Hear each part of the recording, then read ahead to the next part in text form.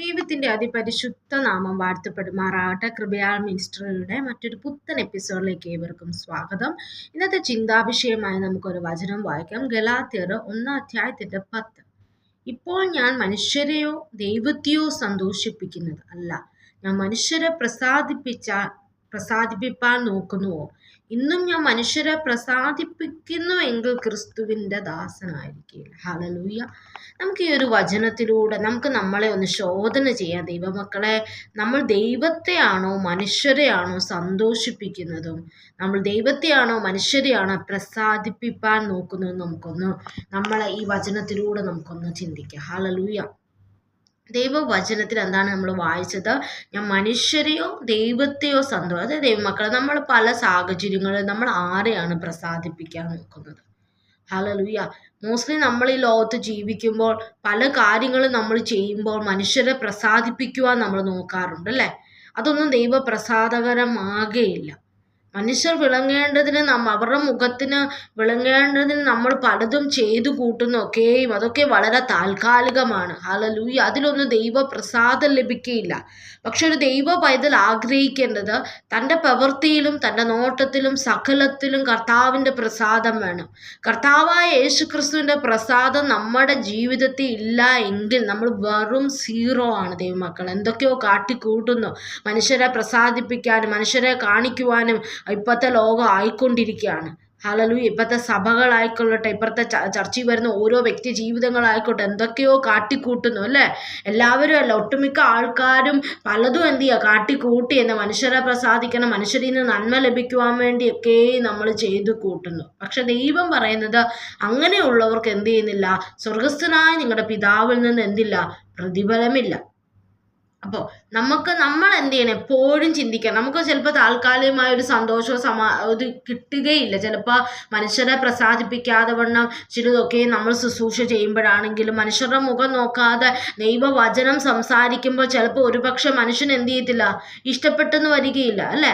ചില വചനത്തിന് കറക്റ്റ് കാര്യം. അതേസമയം ഇപ്പം ശുശ്രൂഷയിലാണെങ്കിലും എല്ലാം, അതായത് ദൈവത്തിൻ്റെ വചനത്തെ അല്ലെങ്കിൽ ദൈവത്തിൻ്റെ ഓരോ കാര്യങ്ങളെ പോലും അല്ലെങ്കിൽ യേശുവിനെ പോലും എന്താണ്, ഒരു ബിസിനസ് ആക്കിക്കൊണ്ടിരിക്കുന്ന ഒരു അവസ്ഥയാണ്. ഒരു കച്ചവടം പോലെ എന്തായിരിക്കുകയാണ് ഇപ്പോഴത്തെ ലോകത്തിലേക്ക് അതുപോലെ പതിച്ചു പോയിരിക്കുന്ന ഒരു അവസ്ഥയിലാണ് നമ്മൾ ജീവിക്കുന്നത്.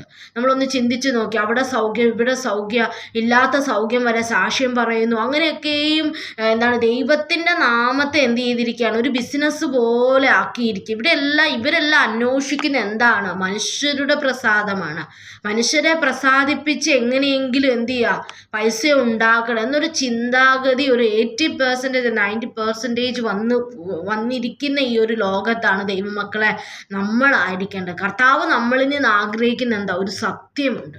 ആ സത്യത്തെ വിട്ടുകൊണ്ട് നമ്മൾ ഒരിക്കലും ഒന്നിനും എന്ത് ചെയ്യരുത്, പോകരുത്. ഹല്ലേലൂയ. അപ്പം ആ സത്യം നമ്മുടെ ഉള്ളിലുണ്ടെങ്കിൽ ദൈവത്തിൻ്റെ പ്രസാദം നമുക്ക് ലഭിക്കും. ദൈവസമാധാനം നമുക്ക് അവിടെ ലഭിക്കുവാനിടയായിത്തീരും. അപ്പം നമ്മൾ സന്തോഷിപ്പിക്കാൻ നോക്കുന്നത് ആരെയാണ്? ഇപ്പോഴത്തെ സാഹചര്യം എല്ലാവരും മനുഷ്യരെയാണ്. സ്തോത്ര. മനുഷ്യരുടെ മുമ്പാകെ എന്താണ്, ഇപ്പോൾ ആരാധനയ്ക്ക് വന്നാലും അവർ കാണുക അവരുടെ മുൻപാകെ വലിയ ആളാണ്, ഞാൻ ഭയങ്കര ആരാധനക്കാരിയെ, പ്രാർത്ഥനാക്കാരിയെ, കൈകൊട്ടുന്നു, എന്ന് ഞായറാഴ്ചയ്ക്ക് പോകുന്നു, അങ്ങനെ ഇതൊന്നും അല്ല ദൈവം ആഗ്രഹിക്കുന്നത്. ദൈവത്തിൻ്റെ മനസ്സിൽ തിരുഹിതപ്രകാരമുള്ള മനുഷ്യരായി നമ്മൾ തീരണം. തിരുഹിതപ്രകാരമുള്ള ദൈവമക്കളായി നമ്മൾ തീരണം. ദൈവമക്കൾ, അവിടെയാണ് ദൈവപ്രസാദം. അപ്പം നമ്മൾ സന്തോഷിപ്പിക്കുന്നത് ആരെയാണ്? നമുക്കൊന്ന് ചിന്തിക്കാം. ദൈവത്തെ തന്നെയാണോ അതോ മനുഷ്യരെ ആണോ? അതേപോലെ ഇന്നും ഞാൻ മനുഷ്യരെ പ്രസാദിപ്പിക്കുന്നുവെങ്കിൽ ഇപ്പോഴും നമ്മൾ ചിന്തിക്കുക, ഞാൻ മനുഷ്യരെ പ്രസാദിപ്പിക്കാനാണോ ഞായറാഴ്ച പോകുന്നത്? എൻ്റെ കുടുംബക്കാരെ പ്രസാദിപ്പിക്കാനാണോ ഞാൻ ഞായറാഴ്ച പള്ളിയിൽ പോകുന്നത്? അല്ലെങ്കിൽ എൻ്റെ കൂടെ ഉള്ളവരെ ഒന്ന് ബോധിപ്പിക്കാനാണോ പോകുന്നത്? ഇതൊക്കെ നമ്മൾ ശോധന ചെയ്ത് മുമ്പോട്ട് പോകണം. ഹല്ലേലൂയ. കർത്താവിൻ്റെ വരവിൽ കർത്താവ് പറയുന്നത്, നിങ്ങൾ ആരാന്ന് എനിക്ക് അറിയില്ല. വചനമുണ്ട്, അല്ലേ? അറിയില്ല എന്ന് തന്നെ ദൈവം പറയും. ഹല്ലേലൂയ. അതുകൊണ്ട് ദൈവത്തെ എങ്ങനെയെങ്കിലും നമുക്ക് പ്രസാദിപ്പിച്ചു ഓരോ ദിവസവും നമ്മൾ എന്ത് ചെയ്യുക? യോബ് പറഞ്ഞ പോലെ ഞാൻ എൻ്റെ നടപ്പ് അവൻ്റെ മുമ്പാകെ എന്ത് ചെയ്യും? വെളിപ്പെടുത്തും, അല്ലെങ്കിൽ അവൻ്റെ മുമ്പാകെ ഞാൻ തെളിയിക്കും എന്നാണ് തിരുവചനം. അതേ ദൈവമക്കളെ, നമ്മൾ ദൈവത്തിൻ്റെ മുമ്പാകെ നമ്മുടെ നടപ്പിനെയും കിടപ്പിനെയും നമ്മുടെ നോട്ടത്തെയും ചിന്തയിലും സകലതും നമ്മൾ ദൈവസന്നിധി പ്രസാദകരമായ ദൈവത്തെ തെളിയിച്ചു കൊടുക്കണം. ദൈവസന്നിധി ദൈവപ്രസാദം ലഭിക്കുക, ദൈവഹൃദയപ്രകാരം നമ്മൾ എന്ത് ചെയ്യണം? ജീവിക്കാൻ പഠിക്കണം. വളരെ ശക്തമായി ദൈവം അത് പറഞ്ഞിട്ടുണ്ട് ഗിരിപ്രഭാഷണം, അതായത് 6-ാം അധ്യായത്തിന് 1 മുതൽ നമ്മൾ വായിക്കും. അതായത് നിങ്ങളുടെ നീതി പ്രവൃത്തിയെ മനുഷ്യരുടെ മുമ്പ് മനുഷ്യരെ കാണേണ്ട അവരുടെ മുമ്പാകെ ചെയ്യരുത്. സ്തോത്ര. പലപ്പോഴും നമ്മളിപ്പോൾ ഓഫീസിലാണെങ്കിലോ എവിടെയാണെങ്കിലും ജോലി കാര്യങ്ങളോ ഒരു കാര്യം ചെയ്യുമ്പോൾ ഒരു നല്ല കാര്യം ചെയ്തിട്ട് ചുറ്റും നോക്കുക, അല്ലെങ്കിലും കണ്ടോ സ്തോത്ര. അല്ലെങ്കിൽ പലരും ഇപ്പോൾ ഒരു ചെറിയ നന്മ കണ്ട് 4 പേരെ അറിയിക്കും. ഇവിടെ ഒന്നും ദൈവത്തിൻ്റെ പ്രസാദം ലഭിക്കുകയില്ല. അല്ലെ പ്രാർത്ഥിക്കുമ്പോൾ സ്തോത്ര മറ്റുള്ളവരെ അറിയിച്ചും കൊട്ടിഘോഷിച്ചും സ്തോത്രക്കുകയും ചെയ്യുന്നവരുണ്ട്. പക്ഷെ തിരുവചനം നമ്മൾ എന്താണ് നമ്മുടെ നീതി പ്രവൃത്തി എന്ത് ചെയ്യരുത്? മനുഷ്യർ കാണുക നമ്മൾ ചെയ്യുവാൻ നോക്കരുത്. ദൈവവചനം ശക്തമായി അവിടെ പറയുന്നുണ്ട്, അല്ല ഞാൻ നിങ്ങൾക്ക് സ്വർഗത്തിൽ നിന്ന് പ്രതിഫലമില്ല. രണ്ടാമത് നമ്മൾ ആർക്കെങ്കിലും ഭിക്ഷ കൊടുക്കുമ്പോഴോ നന്മ കൊടുക്കുമ്പോഴോ ഇവൻ എന്തെങ്കിലും ഒരു ഇത് ചെയ്ത് കഴിഞ്ഞാൽ അത് എന്ത് ചെയ്യരുത്? ഇവിടെ തന്നെ പറയുന്നത്, നിന്റെ മുമ്പിൽ നീ കാഹള ഊതിക്കരുത്, രഹസ്യത്തിൽ കാണും നിന്റെ പിതാവ് നിനക്ക് പ്രതിഫലം തരുമെന്ന് തിരുവെഴുത്തി നമ്മളെ പഠിപ്പിക്കുന്നു. അതേപോലെ തന്നെ നമ്മൾ എന്താണ് പ്രാർത്ഥിക്കുമ്പോൾ ശ്രദ്ധിക്കണം. ഇവിടെ പ്രാർത്ഥനയിൽ ഒരു പക്ഷെ നമ്മുടെ ഓരോ വിഷയങ്ങൾ ഒരു ലിസ്റ്റ് പോലെ ദൈവസന്നിധി കൊടുക്കുന്നതല്ല, അത് പ്രാർത്ഥനയിൽ വരുന്നതല്ല ദൈവമക്കളെ, അത് നമ്മൾ പറയണം. പക്ഷെ യഥാർത്ഥത്തിൽ പ്രാർത്ഥന എന്ന് പറയുന്നത് നമ്മുടെ വിഷമങ്ങളെ അല്ലെങ്കിൽ ദൈവത്തോട് നമ്മുടെ ഉള്ളത്തെ പകരുന്ന ഒന്നാണ്, അല്ലെ? ദൈവത്തോട് സംസാരിക്കുന്ന ഒന്നാണ് പ്രാർത്ഥന. ഹല്ലേലൂയ. അപ്പം നമുക്കറിയാം, ഒരു കോൺവെർസേഷൻ എന്ന് പറഞ്ഞാൽ നമുക്കറിയാം കമ്മ്യൂണിക്കേഷൻ സ്കില്ലും കമ്മ്യൂണിക്കേഷൻ്റെ എഫക്റ്റീവ് ആകാനുള്ള ഒരു കാരണം ആ ഒരു കമ്മ്യൂണിക്കേഷൻ ബോത്ത് സൈഡും വേണം. ഇവിടുന്ന് ഒരാൾ കമ്മ്യൂണിക്കേറ്റ് ചെയ്യുമ്പോൾ അവിടുന്ന് ഒരു കമ്മ്യൂണിക്കേഷൻ വരുമ്പോഴാണ് അത് എന്ത് ചെയ്യുന്നത്? സക്സസ് ആകുന്നത്. ഇത് പൊതുവേ നമ്മൾ പ്രാർത്ഥിക്കാനിരിക്കുമ്പോൾ നമ്മൾ മാത്രം അങ്ങോട്ട് കുറേ ലിസ്റ്റ് പോലെ അങ്ങ് കൊടുത്ത് അവിടെയൊന്നും ദൈവപ്രസാദം ലഭിക്കരുത്. ദൈവപ്രസാദം ലഭിക്കണമെങ്കിൽ നമ്മുടെ പ്രാർത്ഥന ഒരു കോൺവെർസേഷൻ ആകണം. ഹല്ലേലൂയ. നമ്മളും സംസാരിക്കണം, ദൈവം നമ്മളോട് തിരിച്ചു സംസാരിക്കുന്നതും കേൾക്കുവാനുള്ളൊരു കൃപ. ഹല്ലേലൂയ. അത് അത്യാവശ്യമാണ്. അവിടെയൊക്കെയാണ് ദൈവത്തിൻ്റെ പ്രസാദം നമ്മുടെ ജീവിതത്തിൽ വരുന്നത്. ഹല്ലേലൂയ. അപ്പോൾ ദൈവപ്രസാദമുള്ള പ്രാർത്ഥനകൾ അനുഗ്രഹിക്കപ്പെട്ടതായിരിക്കുക. കാരണം നമ്മുടെ ദൈവം എന്താണ്? പ്രാർത്ഥന കേൾക്കുന്നവനായുള്ളവനാണ്. ഹല്ലേലൂയ. അപ്പോൾ അവിടെ നമുക്കറിയാം, നിങ്ങൾ പ്രാർത്ഥിക്കുമ്പോൾ അവിടെ എടുത്തു പറഞ്ഞിട്ട് കപട ഭക്തിക്കാരെ പോലെ ആകരുത്. അവർ മനുഷ്യർ വിളങ്ങേണ്ടതിന്, മനുഷ്യരാൽ മാനം ലഭിക്കേണ്ടതിന് അവർ എന്ത് ചെയ്യുന്നു? പ്രാർത്ഥിക്കുന്നു. പക്ഷെ കർത്താവിൻ്റെ ആഗ്രഹം എന്താ? നീയോ അറയിൽ കാണുന്ന രഹസ്യത്തിൽ കാണുന്ന നിന്റെ പിതാവിനോട് പ്രാർത്ഥിക്കുക, രഹസ്യത്തിൽ കാണുന്ന നിന്റെ പിതാവ് നിനക്ക് പ്രതിഫലം തരുമെന്ന് തിരുവെഴുത്ത് നമ്മളെ പഠിപ്പിക്കുന്നു. അപ്പൊ രഹസ്യത്തിൽ നമ്മൾ എന്ത് ചെയ്യണം? ദൈവസന്നിധിയിലിരുന്ന് ദൈവത്തോട് പ്രാർത്ഥിക്കണം. ഹല്ലേലൂയ. ആ ദൈവം നമ്മളെ എന്ത് ചെയ്യും? പ്രസാദിക്കുവാനിടയായിത്തീരും. അപ്പൊ നമ്മുടെ പ്രാർത്ഥനകൾ ഒരിക്കലും എന്താകരുത്? ഒരു കപടഭക്തിക്കാരെ പോലെ മനുഷ്യർ വിളങ്ങേണ്ടതിനാകരുത് ദൈവമക്കളെ, മനുഷ്യരെ സന്തോഷിപ്പിക്കേണ്ടതിനും ആകരുത്. അവിടെ നമ്മൾ ശ്രദ്ധിക്കേണ്ട ഒന്നാണ്. മനുഷ്യരെ സന്തോഷിപ്പിച്ച ഒരു പ്രാർത്ഥനാകാരി അല്ലെങ്കിൽ ഒരു ഉപവാസകാരി എന്നൊരു ബാഡ്ജ് കെട്ടി നമ്മുടെ നെറ്റിയിൽ ഒട്ടിച്ച് നടന്നിട്ടൊന്നും നമുക്ക് എന്തില്ല?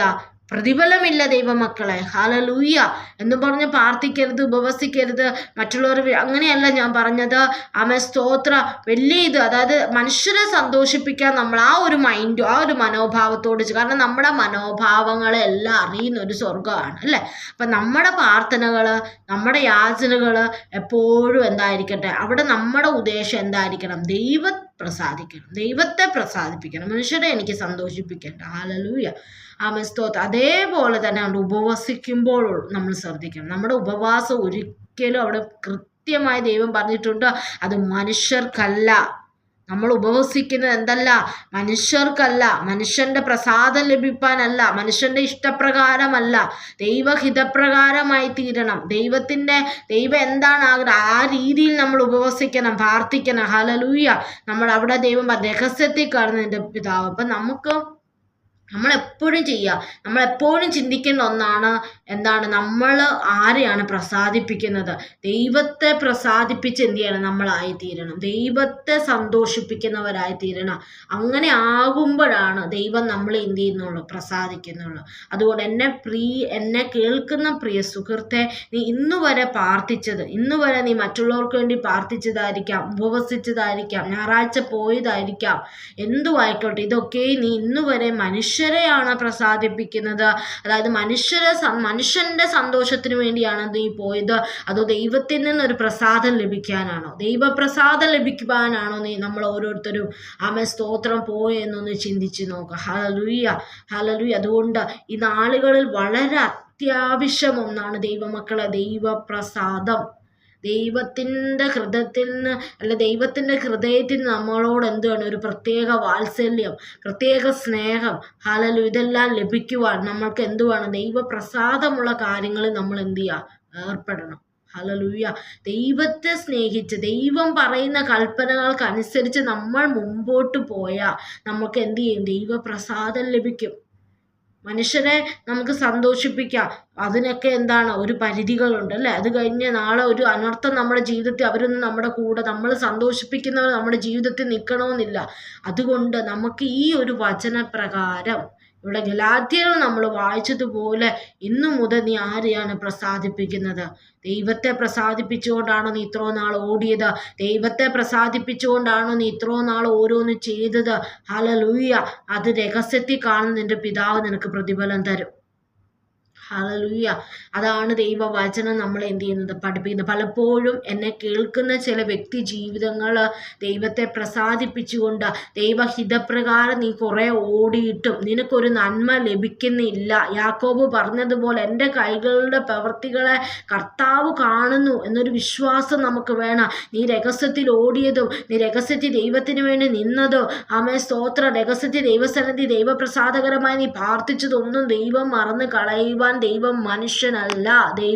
ഹല്ലേലൂയ, അവൻ സർവശക്തനായ ദൈവമാണ്. നിനക്കൊരു പ്രതിഫലം ഉണ്ട് നിശ്ചയ. ഹല്ലേലൂയ. മനസ്സിനെ മടുക്കരുത്. ഹല്ലേലൂയ. ദൈവപ്രസാദകരമായി ഓടിയിട്ട് എനിക്കൊന്നും നേടിയിട്ടില്ലല്ലോ, മനുഷ്യരെ പ്രസാദിപ്പിച്ച് അനേകർ അതും ഇതും ഒക്കെ നേടിയെടുക്കുന്ന ഒരു ചിന്ത ഭരിക്കുന്നുണ്ടെങ്കിൽ വ്യക്തി ജീവിതങ്ങളോട് പരിശുദ്ധാത്മാവ് പറയുന്നത് എന്താ, നിന്റെ പ്രവർത്തിക്ക് നിനക്ക് എന്തുണ്ട്, ഒരു പ്രതിഫലമുണ്ട്. ഹല്ലേലൂയ.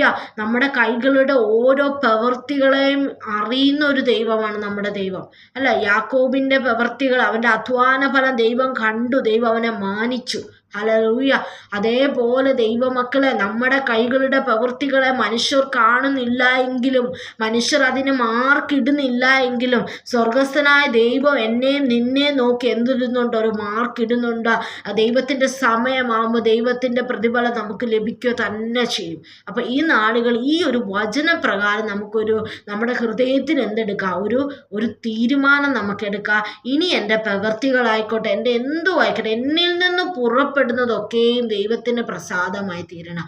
ഞാൻ ഇന്നു മുതൽ മനുഷ്യരെ അല്ല സന്തോഷിപ്പിക്കാൻ പോകുന്നത്, ഞാൻ എൻ്റെ ദൈവത്തെയാണ്. അപ്പോൾ ചില കാര്യങ്ങളിൽ നമുക്കറിയാം നോ പറയേണ്ട വരും ദൈവമക്കളെ. ഞായറാഴ്ച നമ്മളെല്ലാവരും ചിലപ്പോൾ നമ്മൾ ആരാധനയ്ക്ക് പോകുന്ന സമയത്തായിരിക്കും നമ്മുടെ ഏറ്റവും വലിയ റിലേറ്റീവ്സ് വന്ന് വിളിക്കുന്നത്, ഞാൻ ഇന്ന് വരുന്നുണ്ട് ഞായറാഴ്ച വീട്ടിൽ, അപ്പോൾ അവിടെ കാണുകയില്ല. അവരോട് നോ പറയാൻ പഠിക്കണം നമ്മൾ.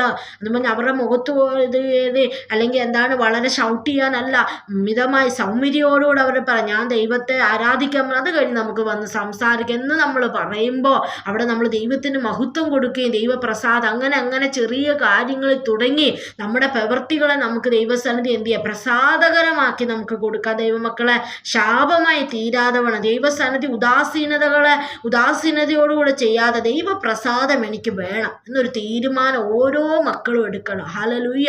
ഞാൻ ചെയ്യുന്നതായിക്കോട്ടെ, പ്രവൃത്തിയിലായിക്കോട്ടെ, നോട്ടത്തിലായിക്കോട്ടെ, സകലത്തിലും ഈ ഒരു വിഷയത്തിൽ എനിക്ക് ദൈവത്തിൻ്റെ പ്രസാദം ലഭിക്കണം, ദൈവത്തിൻ്റെ കൃപ എനിക്ക് വേണം, ദൈവത്തിൻ്റെ വാത്സല്യം എനിക്ക് വേണം എന്നൊരു പ്രാർത്ഥനയോടുകൂടെ നമ്മുടെ ജീവിതത്തെ നമുക്ക് മുമ്പോട്ട് കൊണ്ടുപോവുക.